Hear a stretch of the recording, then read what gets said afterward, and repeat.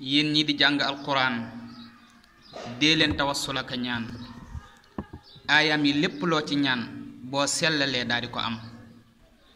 téere bi géej lay saamandaay def leen ni jën gën na di jaay mbee xam ma njëg la raw na jaay kuy jënd day amee njëgam.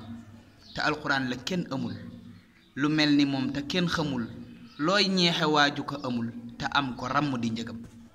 te moo nu def nu defu gaay nu def ko faw sunu waaye gën nu gënu gaay cër la bu buur joxi nitam. kon sant rekk moo nu war te gën a ngoy gën a sawar ndey yoon wi gudd na tatar bul dàcc yow gën a la gëm bul dàcc yow gën a la gëm bul dàcc yow gën a la gëm. sun waa ji daa mënu nitam day xaar nga muñ ba mu gërëm boo sellalee ami dërëm am yàlla mi am yonnenam.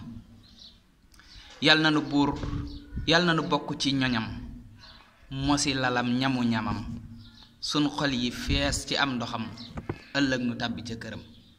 yàlla na nu bokk ci ñoñam mosi lalam ñamu ñamam sun xol yi màndi ci ndoxam ëllëg nu tàbbi ca këram. amina amina amin barkeb muhammadul lamin man baara waa junni amin ñaanal ma loo bëgg ma am.